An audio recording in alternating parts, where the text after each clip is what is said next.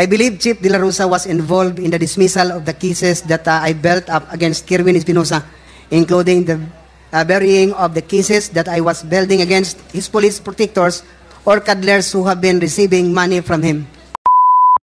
Bakit buong paniwala nyo na ito nga ho yung ginawa ni Chief De La Rosa at the time? Sila lang ang may authority, yung RD at saka si PNP, na mag-decide na, Your Honors, ito siya, i-dismiss to. Ito, hindi. May kasalanan ka o wala, Your Honors. From my experience, I can say that the PNP is the biggest crime group in this country, Your Honors. Is that true? Yes, Your Honors. Mr. Chairman, I totally disagree with the statement of Lieutenant Colonel Espinido that the PNP organization is the biggest syndicate here in our country. We could not have the kind of peace and order situation we are experiencing right now in our country if not for those dedicated policemen maintaining the peace and order in our country, sir. Mr. Chair, my inquiry today will be based on the documents submitted by Lieutenant Colonel Jovi Espinido. This was submitted to this committee. Now, if ever there are sensitive questions that would incriminate him, maybe I can ask when we get into executive session, Mr. Chair. Good afternoon, Lieutenant Colonel Espinido. Good afternoon, sir. Meron ho ba kayong copy ng affidavit na binigay niyo sa amin? Yes, Your Honors. Can you please take a look at the first page, number 4. Pakibasa nyo nga ho sa akin yung second sentence niyo on your assignment sa Albuera. Number 4. I was supposedly the only one capable of disbanding the Kerwin Espinosa drug groups operating from that area. Okay. And then sa number 5, Lieutenant Colonel Espinido, pakibasa nyo nga rin po yung first sentence nung number 5. Soon after, I received a formal order from Camp Crami assigning me as Chief of Police, COP of Albuera, Your Honors. Yung next sentence, in my 18 days, in my 18 days as Albuera COP, I was able to disband the group of Kerwin Espinosa, alias Kerwin's father, Mayor Rolando Espinosa, then Mayor of Albuera, surrendered to me, okay. Your Honors. Thank you. Lieutenant Colonel Espinido, alam niyo ho ba kung nasaan si Kerwin Espinosa ngayon? Nandiyan na sa Albuera, Your Honors. Alam niyo ho ba kung na-disband na yung grupo niya? Hindi, Your Honors. Hindi pa na-disband yung grupo niya? Sa ngayon, Your Honors. So, ang buong paniwala ninyo is nag-ooperate pa rin siya? Yes, Your Honors. Okay. Sa number 10, on page 2, pakibasa nyo nga, Colonel Espinido, yung number 10, first sentence. Mayor Espinosa had a list of police generals and other PNP officials who received money from their group as indicated in the ledger and in the copies of cleared checks that we were able to recover from their accountant. Your Honor. Thank you. Mr. Chair, because it will be very sensitive for us for Colonel Espinido to divulge the names right now. Maybe during executive session, we can ask the question and Colonel Espinido can give us the details on this. Okay yan, Colonel Espinido? Yes, sir. Okay. Yes, Now, I will go to page 3. Number 16. Colonel Espinido, pakibasa nyo nga ho yung second sentence ninyo. I believe Chief De La Rosa was involved in the dismissal of the cases that I built up against Kerwin Espinosa, including the burying of the cases that I was building against his police protectors or cuddlers who have been receiving money from him. Colonel, medyo mabigat din itong statement na ito.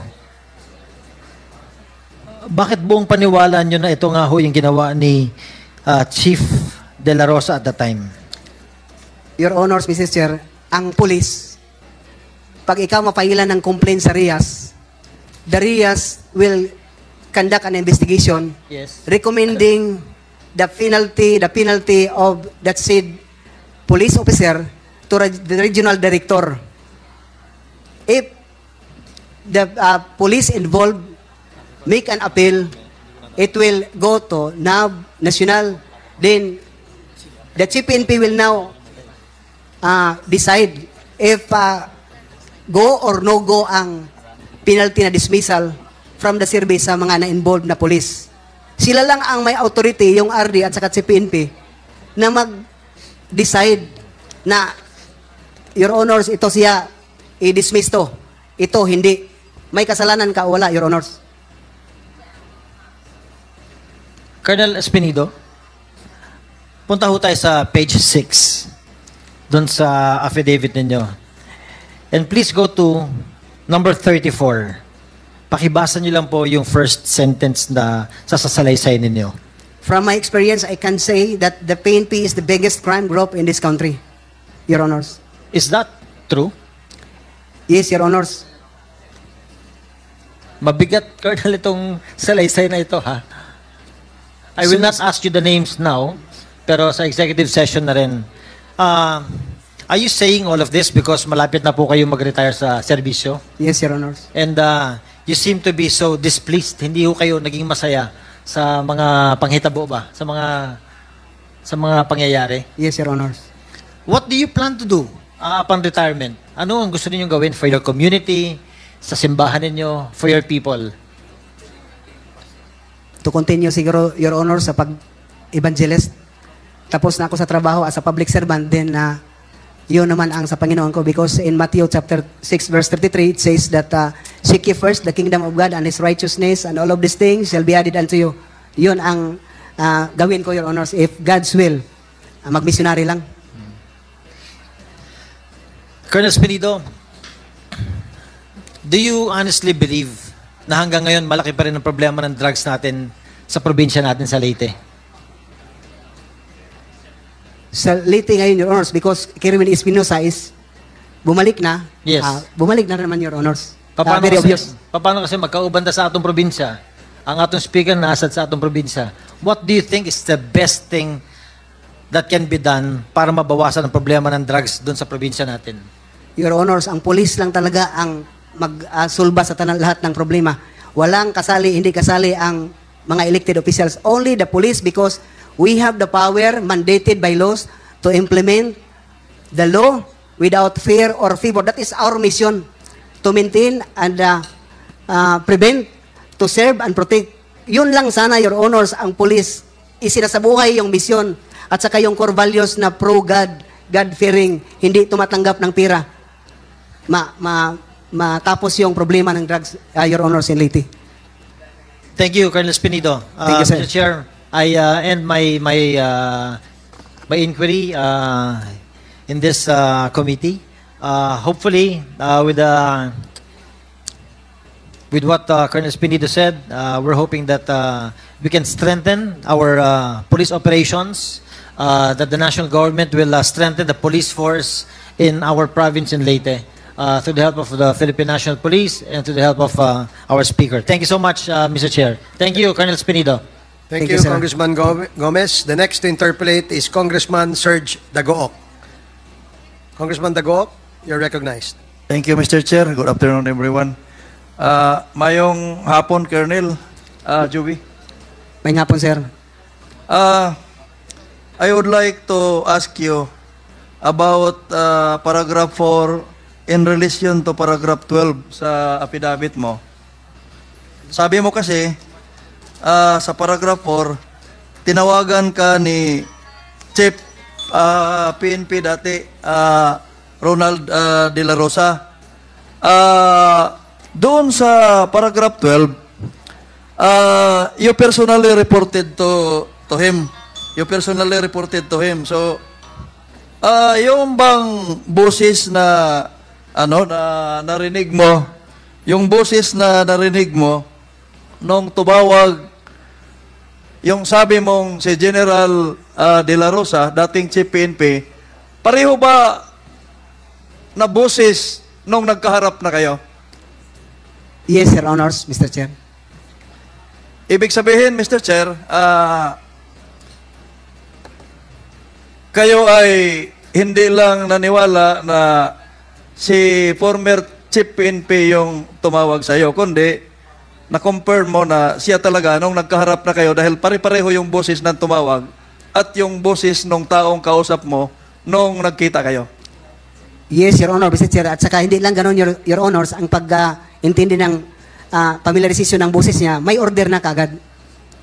Order. Okay. Yes. Sinabi mo kanina na nung tinanong ka sa isa sa mga kasamahan namin dito sa committee, kung ano yung masasabi mo sa drug on war ng dating administrasyon. Isa sa nabanggit mong terminology is practical. Practical. Sabi mo successful dahil practical. Can you describe or define what is practical to you in as far as drug war is concerned? Yung practical naman, pag-intindi ko, Your Honors, yung kausapin kaagad direct yung mga involved, tinanong kung sino ang source ng drugs nila, pinuntahan na, hindi na pinahintay na mag-file ng complaint kasi ang kagawian ng police, Your Honors, makahingi lang ng information right after kung mahuli na yung isang suspect. Pero sa time na yon, pag ikaw lang isali ka lang doon sa list, pwede na kapuntahan at saka tanungin kung saan yung drugs mo. That's how, yun ang sa palagay ko pag-isip ko na very practical approach, Your Honors. Mr. Chair, yung bang sa palagay mo practical sa tingin mo ay in accordance with law? I cannot really specifically, Your Honors, kung in accordance with law, as long as the PNP, number one, Your Honors, hindi hinuli, no? Pangalawa, yun siguro lang ang approach na papuntahin ka sa police station kasi nalista, yun siguro ang na maganda, Your Honors, no? Pinapapunta mo na walang invitation, kung ano pa man. Pero kung as tao lang tayo, Your Honors, na parang bigyan ng second chance yung mga involved, sa ganun lang ng mga paraan, Your Honors. Mr. Chair, gusto ko lang linawin at masigurado na uulitin ko yung tanong ko, Colonel. You appreciate, no? Parang inaano mo yung, pinupuri mo yung drug war kasi successful siya, sabi mo, at practical. Gusto ko lang ulitin yung tanong ko.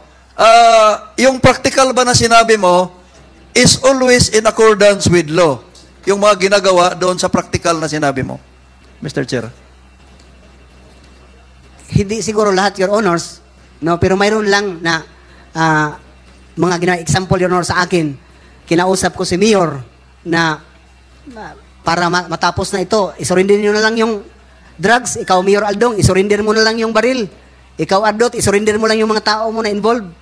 So that's how I pag-intindi ko sa practical, Your Honors. So, ulitin ko, kung tama yung pagkakaintindi ko, hindi lahat ng practical sa tingin mo ay in accordance with law. Mayroong iba na practical sa operasyon pero hindi sumusunod sa batas. Tama po ba yung pagkakaintindi ko, Mr. Chair? Yes, Your Honors. I admire you, Colonel, for being candid. I really admire you for being candid, no? Hindi selective yung inaamin mo. Now, dito sa reward system, ang dami nang nagtatanong, ano yung 50 to 100 per day na quota, may 20,000, may galing sa STL. Ito bang pinag-uusapan dito sa affidavit mo na reward system? Is this official? Mayroon bang official na issuance ang PNP sa reward system, Mr. Chair? Sa reward system, Your Honors, hindi yun ma-indicate doon kasi parang kuan lang yun, parang ibigay lang yun kung may ganon ang mga pangyari, Your Honors. Pero yung quota, lahat naman instructed ang mga chief of police na lahat ng nasa list na ibinigay pababa parang taas na i-knock and play ninyo para mapagbigyan din ng pagkataon yung mga nasa list na mag-surrender. Ibig sabihin, Mr. Chair, wala talagang official issuance yung PNP regarding sa pinag-uusapang reward system. Parang tradisyon lang or verbal order lang. Parang ganun po ba yun, Mr. Chair? Verbal lang, Your Honor. But in my station, Mayor Paruhinog declaring talaga na pag makahuli kayo, Chief, dito ang kaugalian namin, magbigay kami ang LGU ng 100,000 per operasyon ng bypass kung malaki ang mabypass ninyo. As Colonel, no, junior officer ka, alam mo ba na dito sa Kongreso, taon-taon, may budget po na intelligence fund sa PNP? Alam mo ba yon? Alam ko, Your Honors. Top ranking PNP officials who are present in this committee hearing, ano po yung masasabi niya doon sa paragraph 34 nung sinabi ni Colonel Espinido, an active member of the PNP, na ang pinaka biggest crime group in this country is yung PNP. If the chair would allow na tanungin natin yung pinakamataas na high ranking of PNP na nandito. May I know who is the highest ranking PNP officer present in the committee hearing today? Who is the highest ranking, Comsec, who is the highest ranking PNP officer present in this committee hearing? Sir, we have General Karamat. May we ask General Karamat to reply to the question of Congressman Dagook? General Karamat, you're recognized. Kindly reply to the query of Congressman Dagook. Thank you, Mr. Chairman, sir. Come again with the question, Mr. Chairman, sir. Congressman Dagook, can you please repeat the question? Mr. Chair, under paragraph 34 of the affidavit of Colonel Espinido, sinabi niya na base sa kanyang experience, ang pinaka-biggest crime syndicate sa bansang ito ay ang PNP organization mismo. Ang tinatanong ng representasyong ito, ano po ang masasabi ni General Karamat doon sa nasabi na statement sa affidavit ni Colonel Espinido, no, an active PNP personnel at present? Mr. Chair. Mr. Chair, Before we ask General Karamat to reply, Congressman Akop. may I know if General Karamat has taken his oath? Comsec, has General Karamat taken his oath? General Karamat, you have taken your oath, correct? Yes. Yes. Please reply, General Karamat. Mr. Chairman, I totally disagree with the statement of Lieutenant Colonel Espinido that the PNP organization is the biggest syndicate here in our country. We could not have the kind of peace and order situation we are experiencing right now in our country if not for those dedicated policemen maintaining the peace and order in our country, sir. Does that satisfy the gentleman from APEC party list? Mr. Sir, last question in relation to, as follow-up question to Colonel Espinido. Okay, last question please. Ang ibig mo bang sabihin na Colonel Espinido, nung sinabi mo yung paragraph 4 na biggest syndicate, is this only in as far as drug war is concerned o yung overall operation ng crimes, yung solving of crimes, law enforcement, or ang tinutukoy mo ay big crime syndicate is just only for drug war? Your Honor, Mr. Chair, yung drug war, pero quote-unquote, Your Honors, the PNP itself is maganda na yung police natin, yung institusyon ng PNP. But the member of the PNP, I was one na member na biktima ng gano'n na pangyayari. And I can makasabi ako sa inyo kasi ako ang biktima sa drug war ng former President Rodrigo Duterte. And even I've heard from the mouth of former President, galit siya na nangyari na ako ang pinagbintangan. So, magsabi ba ako na wala sa PNP ang organized crime groups? The PNP itself, again, the institution is very effective. Maganda yung Pilipinas may PNP. Pero yung member ng PNP, yun lang ang problema, Your Honors. Thank you. Thank you, Colonel Espinido. Thank you, General Karamat. Thank you, Mr. Chair. Umani naman ito ng iba't ibang reaksyon mula sa ating mga netizens. Ayon kay Ronaldo Cuevas, Espinido should support his statement pointing PNP as the biggest crime syndicate. Pahayag naman ni Rene Panlaan, maganda ang nangyayari sa drug war kasi ang mga adik dito sa amin lahat nagbago dahil sa ginawa ni PRRD, pero ngayon sinisira nila yung magandang resulta sa drug war. At ito naman ang saloobin mula sa ating kababayan na si Relay Lerios, ang bigat niyan PNP, if totoo ito paano na ang ordinaryong Filipino na kailangan protektahan? Paano ma-solve ang criminality kung mismo mga pulis ang involved? Marble and Torre, please be like Espinido and all police forces. Mga kababayan, feel free to comment below para maglabas ng saloobin sa balitang ito.